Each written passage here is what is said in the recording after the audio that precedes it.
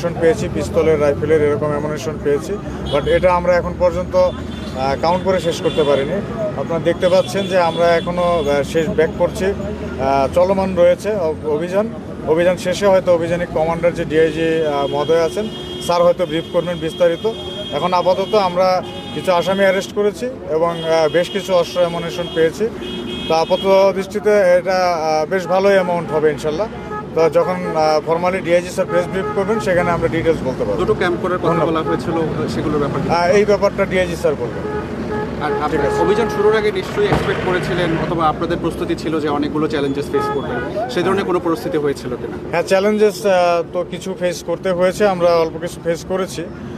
জনগণের বাধাটা যেটা এক্সপেক্ট করেছিলাম সেটা হয়তো ভলিউম অফ ফোর্স বেশি হওয়ার কারণে তারা ভয় পেয়ে বাধাটা দেয়নি। আমরা আলীনগর এলাকা পুরোটা ফাঁকাই পেয়েছি।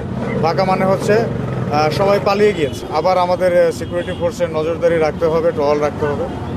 আর এরপরে পরবর্তী বিষয়গুলো কি করবেন এটা অপারেশনাল কমান্ডার আমাদের ডিআইজি স্যার জানাবেন। এখন পর্যন্ত কতটুকু কনফিডেন্ট আপনারা যে উচ্ছেদ অভিযান তো শেষ হয়ে গিয়েছে প্রায় বলা চলে, এখন পর্যন্ত কতটুকু কনফিডেন্ট, এটা কতটুকু আয়ত্ত নিয়ে নিয়েছেন?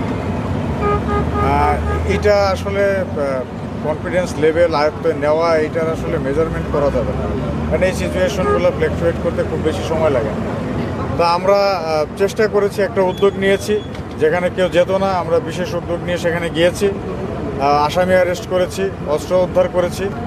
তো ধীরে ধীরে এটা কন্ট্রোলে আসবে ইনশাল্লাহ। এখন আমি আসলে সবার স্টেটটাও জানি না, আমি একটা পার্টির কমান্ডার হিসেবে ছিলাম একটা সাইডে, তো আমি আসলে ওভারঅল স্টেটটা জানি না। তো ওভারঅল হিসাবটা আমাদের ওভারঅল কমান্ডার দিতে পারবে। হ্যাঁ, সেই ঘটনার সংশ্লিষ্ট আমরা এর আগেও 10-11 জনকে গ্রেপ্তার করেছি। আর আজকের স্টেটটা আসলে আমি এখন সবার স্টেটটা আপনি দেখলেন, ভেতরে কোনো নেটওয়ার্ক নেই, তো খুব ঝামেলার মধ্যে ছিলাম, বেরিয়ে এসেছি। এখন আমি আসলে কে কী করেছে এই হিসাবগুলো আমি একটু স্যারের কাছে যাচ্ছি, সবার হিসাবটা আমারও নিতে হবে, আমি নিজেও জানি না। তো জানি আগে, জেনে তারপরে হয়তো ফর্মালি বলতে পারবো।